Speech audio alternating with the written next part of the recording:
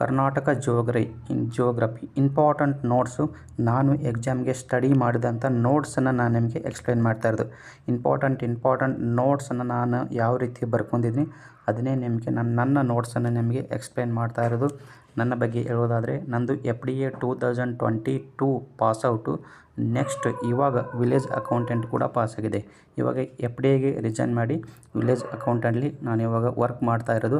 ಅದಲ್ಲದೆ ಮೊನ್ನೆ WRD ಅದು ಕೂಡ ಲಿಸ್ಟ್ ಬಿಟ್ಟಿದ್ದಾರೆ. ಅದು ಎಕ್ಸಾಮ್ ಪಾಸಾಗಿದೆ. ಅದು ಡಾಕ್ಯುಮೆಂಟ್ ವೆರಿಫಿಕೇಷನ್ ಬಂದಿದೆ. ನಾನು ಯಾವ ರೀತಿ ಸ್ಟಡಿ ಮಾಡಿದೆ ಅದನ್ನು ನಿಮಗೆ ಕಂಪ್ಲೀಟಾಗಿ ನನ್ನ ನೋಟ್ಸನ್ನು ನಾನು ನಿಮಗೆ ಎಕ್ಸ್ಪ್ಲೇನ್ ಮಾಡ್ತಾ ಇರೋದು. ಇಲ್ಲಿ ನೀವು ನೋಡ್ಬೋದು. ನೀವು ಏನಾದರೂ ಕಮ್ಯುನಿಕೇಷನ್ ಪೇಪರಲ್ಲಿ ನೀವು ಯಾವುದಾದ್ರೂ ನೌಕರಿ ಎಕ್ಸಾಮನ್ನು ಪಾಸ್ ಮಾಡಬೇಕಾದ್ರೆ ಕಮ್ಯುನಿಕೇಷನ್ ಪೇಪರ್ ಮತ್ತು GK ಪೇಪರ್ ಇತ್ತಂದರೆ ನೀವು ಕಮ್ಯುನಿಕೇಷನ್ ಪೇಪರನ್ನು ಕರೆಕ್ಟಾಗಿ ಸ್ಕೋರ್ ಮಾಡಬೇಕು. ಅಂದರೆ ನೀವು ಲಿಸ್ಟಲ್ಲಿ ಬರ್ತೀರಿ. ಕಮ್ಯುನಿಕೇಷನ್ ಪೇಪರ್ ನಂದು 82 ಆಗಿತ್ತು.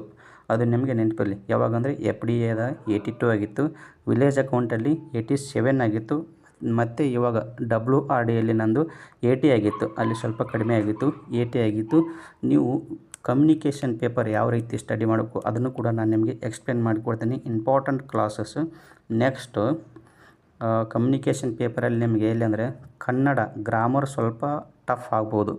ನೆಕ್ಸ್ಟ್ ಇಂಗ್ಲೀಷು ಅಲ್ಲಿ ತುಂಬಾ ಈಜಿ.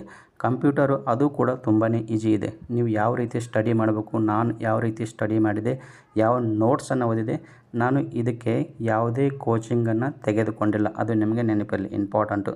ಕೋಚಿಂಗ್ ಇಲ್ಲದೇ ಕೂಡ ನೀವು ಎಕ್ಸಾಮನ್ನು ಕ್ಲಿಯರ್ ಮಾಡ್ಬೋದು. ಇಲ್ಲಿ ನೋಡಿ, ನಿಮಗೆ ಏನಾದರೂ GK ಮತ್ತು ಕಮ್ಯುನಿಕೇಷನ್ ಪೇಪರ್ ಕ್ಲಾಸಸ್ಸು ಮತ್ತು GK ಕ್ಲಾಸಸ್ಸು ಅದು geography, polity, history, mental ability, science, technology ಎಲ್ಲ GK ಕ್ಲಾಸು ಮತ್ತು ಕಮ್ಯುನಿಕೇಷನ್ ಪೇಪರ್ದು ಏನಾದರೂ ರೆಕಾರ್ಡೆಡ್ ಕ್ಲಾಸಸ್ ಏನಾದರೂ ಬೇಕಿದ್ದರೆ ಕೆಳಗಡೆ ಡಿಸ್ಕ್ರಿಪ್ಷನಲ್ಲಿ ಟೆಲಿಗ್ರಾಮ್ ಲಿಂಕನ್ನು ಕೊಟ್ಟಿರ್ತೇನೆ. ಅಲ್ಲಿ ಹೋಗಿ ನನಗೆ ಒಂದು ಮೆಸೇಜ್ ಹಾಕಿ, ನಾನು ನಿಮಗೆ ರೆಕಾರ್ಡೆಡ್ ಕ್ಲಾಸಸ್ ಕೂಡ ಅಪ್ಲೋಡ್ ಮಾಡ್ತೇನೆ.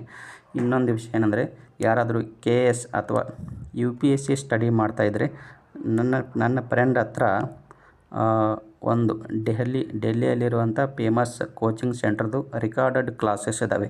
ನಿಮಗೆ ಬೇಕಂದರೆ ಅವನ ಹತ್ರ ಕೇಳ್ತೀನಿ. ನಿಮಗೆ ಬೇಕಾಗಿದ್ದರೆ ಕೆಳಗಡೆ ಕೊಟ್ಟಂತಹ ಡಿಸ್ಕ್ರಿಪ್ಷನಲ್ಲಿ ಟೆಲಿಗ್ರಾಮ್ ಲಿಂಕನ್ನು ಕೊಡ್ತೀನಿ. ಅಲ್ಲಿ ನನಗೆ ನಿಮಗೆ UPSC ರೆಕಾರ್ಡೆಡ್ ಕ್ಲಾಸಸ್ ಬೇಕಾಗಿದ್ದರೆ UPSC ಅಂತ ಮೆಸೇಜ್ ಮಾಡಿ. ನನ್ನ ಫ್ರೆಂಡ್ ಹತ್ರ ಅವನು ಡೆಲ್ಲಿಗೆ ಹೋಗಿ ಬಂದಿದ್ದ. ಅವಾಗ ಬರೋವಾಗ ಅವನು ರೆಕಾರ್ಡೆಡ್ ಕ್ಲಾಸಸ್ಸನ್ನು ತೊಗೊಂಡು ಬಂದಿದ್ದ. ಅಂದರೆ ಕಂಪ್ಲೀಟಾಗಿ 9 ತಿಂಗಳ ಕ್ಲಾಸಸ್ ಕೂಡ ರೆಕಾರ್ಡೆಡ್ ಕ್ಲಾಸಸ್ ಇದ್ದಾವೆ. ನಿಮಗೆ ಬೇಕಂದರೆ ಆ ಕ್ಲಾಸಸ್ ಕೂಡ ನಿಮಗೆ ಕಳಿಸ್ಕೊಡ್ತೀನಿ. ಬೇಕಾಗಿದ್ದರೆ ಟೆಲಿಗ್ರಾಮಲ್ಲಿ ಲಿಂಕನ್ನು ಮೆಸೇಜ್ ಮಾಡಿ. ಇಲ್ಲಿ ನೋಡಿ ನೋಟ್ಸ್ ಯಾವ ರೀತಿ ಅದನ್ನು. ಕರ್ನಾಟಕ ಜಿಯೋಗ್ರಫಿ 9ನೇ ಶತಮಾನದ ಶ್ರೀ ವಿಜಯ ಕೃತಿ ಕವಿರಾಜ ಮಾರ್ಗದಲ್ಲಿ ಕಾವೇರಿಯಿಂದ ಗೋದಾವರಿವರೆಗೆ ಕನ್ನಡ ನಾಡು ಎಂದು ಇಲ್ಲಿ ನೋಡ್ಕೋಬೋದು. ಅಂದರೆ ಇದು ಇಂಡಿಯಾ ಮ್ಯಾಪ್ ಇದೆಯಲ್ಲ, ಎಲ್ಲಿಂದರೆ ಶ್ರೀ ವಿಜಯ ಕೃತಿ ಕವಿರಾಜ ಮಾರ್ಗದಲ್ಲಿ ಏನು ಹೇಳ್ಯಾರ ಅಂದರೆ ಇಲ್ಲಿ ಮೇಲ್ಗಡೆ ನೋಡಿ, ಗೋದಾವರಿ ನದಿ ಇಲ್ಲಿದೆ, ಕಾವೇರಿ ನದಿ ಇಲ್ಲಿದೆ.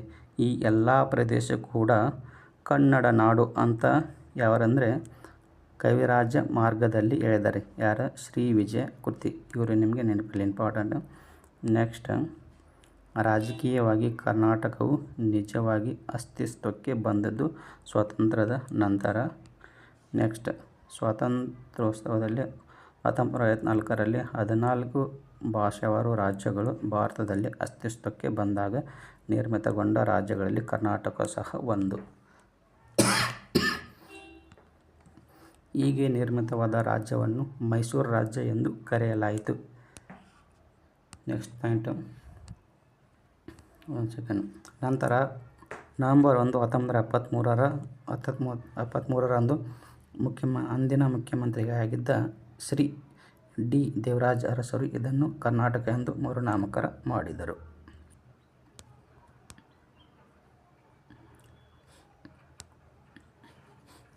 ನೆಕ್ಸ್ಟ್, ಇದೇ ಕರ್ಸರ್ ಈ ಥರ ಮಾಡಕತ್ತೀವಿ.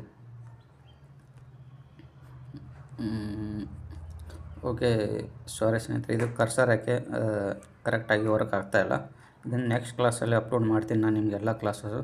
ನಿಮಗೆ ಬೇಕಾಗಿದ್ದರೆ ಏನಾದ್ರು ಕನ್ನಡ ಕ್ಲಾಸ್ ಆಗಲಿ, ನೋಟ್ಸ್ ಆಗಲಿ, ಏನಾದರೂ ಬೇಕಾಗಿದ್ದರೆ ನಿಮಗೆ ಯಾವುದೇ ರೀತಿ KPSC ಆಗಲಿ, ಇವಾಗ ಗ್ರೂಪ್ ಡಿ ಇದೆ, ಅದರ ಕ್ಲಾಸಸ್ ಏನಾದರೂ ನಿಮಗೆ ಡೌಟ್ ಇದ್ದರೆ, ಏನಾದರೂ ಕ್ಲಾಸಸ್ ಬೇಕಾದರೆ, ಏನಾದರೂ ನೋಟ್ಸ್ಗಳನ್ನು ಬೇಕಾದರೆ ಕೆಳಗಡೆ ಡಿಸ್ಕ್ರಿಪ್ಷನಲ್ಲಿ ಟೆಲಿಗ್ರಾಮ್ ಲಿಂಕನ್ನು ಕೊಡ್ತೀನಿ. ಅಲ್ಲಿ ನನಗೆ ಮೆಸೇಜ್ ಮಾಡಿ.